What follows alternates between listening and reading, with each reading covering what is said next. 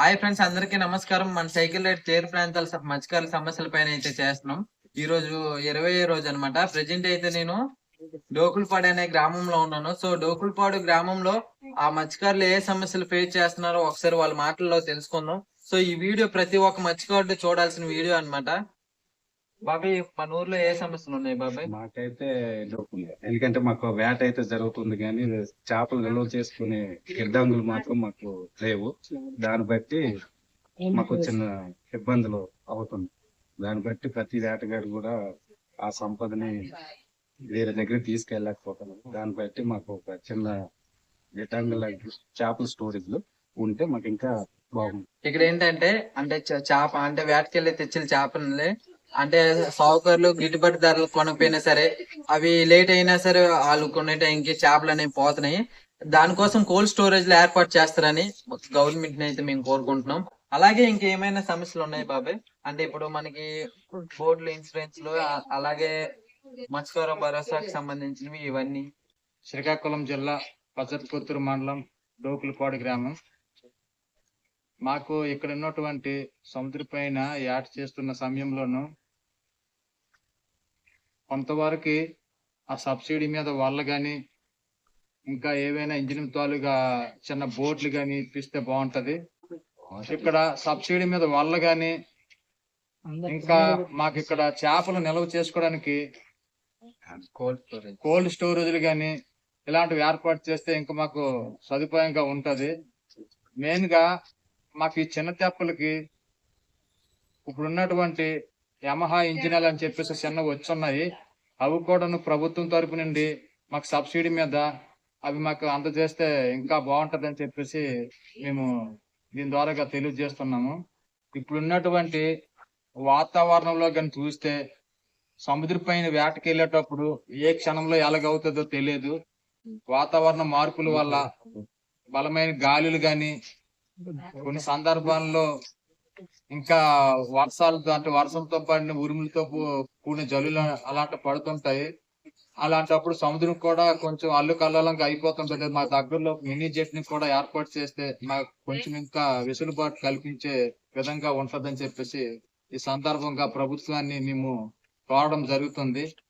ఈ రోజు మత్స్యకారుల సమస్య కపాస్ కొద్ది ప్రసాద్ అంటే తరతరాలు మత్స్యకార సమస్యలతో అలాగే జీవిస్తున్నారు కాబట్టి వాళ్ళ యొక్క స్థితిగతులు తెలుసుకొని మెరుగైన స్థితిగతులు ఏ విధంగా ఉండాలనే ఆలోచనతో ఈ అబ్బాయి మనకు గత 15 రోజుల్లో ఈ రోజు మన వజ్రపుత్ర మండలం డోకులపాడు చేరుకొని మన యొక్క పరిస్థితి తెలుసుకోవడానికి ప్రయత్నం చేస్తున్నందుకు ధన్యవాదాలు.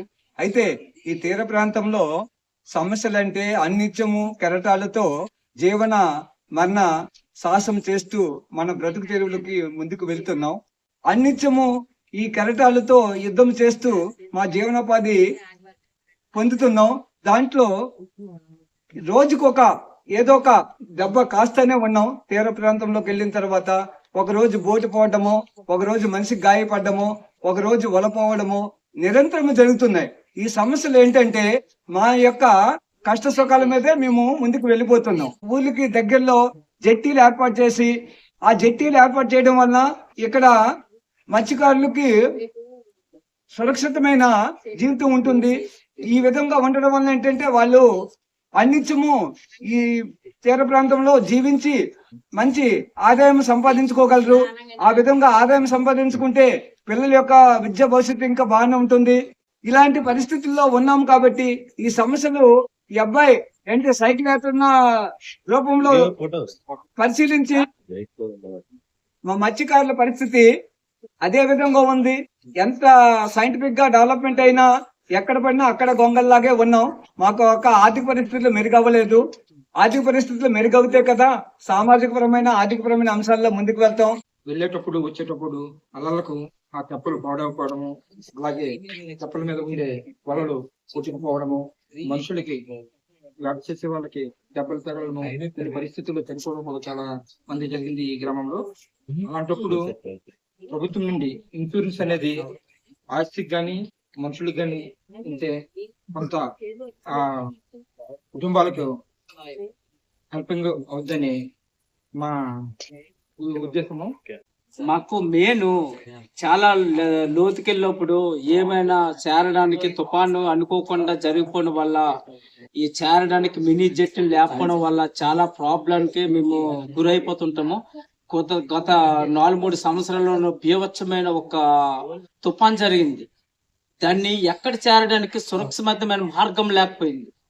అప్పుడు ఎలాగ చేరామో దిక్కు తోచక మాకే తెలియదు. అన్నప్పుడు ఒక మినీ జెట్ ఉంటే సురక్షితంగా ఆ ప్రాంతాల్లో మేము చేరేసి మా తాలూగా మత్స్యకారులు ఒక ఆనందంతో ఇది మనకు మినీ జెట్ ఉంది, అక్కడ చేరడానికి మనకు సరైన ఒక తావు ఉంది, అక్కడ చేరితే మన అందరికి ఆరోగ్యాలు బాగుంటే మన జీవనకి కరెక్ట్ గా ఇది ఉంటది.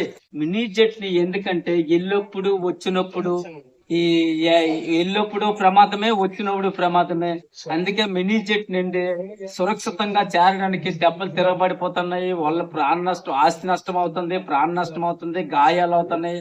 అనేకమైన ఫ్యామిలీకి తీరిన ఈ నష్టము అసలు తీరిన మా మత్స్యకారులు వెళ్ళేంత వరకు మా ఫ్యామిలీ అంటే కళ్ళు చుట్టూ చూడటము ఎలాగ చేరుతారు ఏంటి అని అన్నాడు భయం ఆందోళన లేకుండా సురక్షితంగా మాకు చిన్న మినీ జెట్ ని చిన్న మినీ జెట్ ని మాకు ఏర్పాటు చేస్తే ప్రభుత్వము మాకు చాలా మంచిది. మా మత్స్యకారుల సోదరులకు అందరికీ మంచిది. వేట నిషేధ సమయంలో ప్రభుత్వం ఇస్తున్న మత్స్యకార భరోసా అనేది చాలా మంచి పథకం. కానీ ఒక కుటుంబంలో 2-3 కూడా వేటకు వెళ్తున్నారు. కానీ ప్రభుత్వం ఏంటంటే ఒక రేషన్ కార్డులో ఒకరికి ఇస్తుంది, మిగతా వాళ్ళకి అందడం లేదు. అలాంటప్పుడు ప్రభుత్వం దీన్ని కూడా పరిగణలోకి తీసుకొని ఎంతమంది అయితే వేట చేస్తున్నారో వాళ్ళందరికి కూడా, ఒక కుటుంబంలో ఎంతమంది అయితే వేట చేస్తున్నారో వాళ్ళందరికీ వచ్చే విధంగా చూడాలని మా యొక్క విజ్ఞప్తి చేస్తున్నాను. ఏంటంటే ఇప్పుడు ప్రెసెంట్ అయితే మనం దోకులపాడు అనే గ్రామంలో ఉన్నాము. దోకులపాడు గ్రామంలో ఫిషర్మెన్ ఫేస్ చేస్తున్న కష్టాలు అయితే చెప్పారు.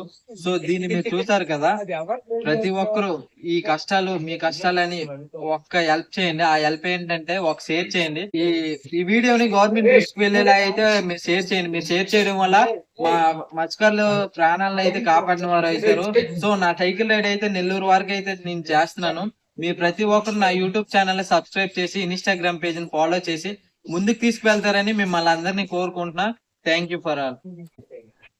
మత్స్యకారుల తాలూకా సమస్యలను ప్రభుత్వం దృష్టికి తీసుకెళ్లాలనే సదుద్దేశంతో తమ్ముడు మాకంటే చిన్నవాడైనా సరే చాలా మంచి పని చేస్తున్నాడు.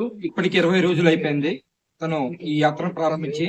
ప్రతి గ్రామం తిరుగుకుంటూ సుమారు మన తీర ప్రాంతం 900 కిలోమీటర్లు ఉంది మన ఆంధ్రప్రదేశ్ కి.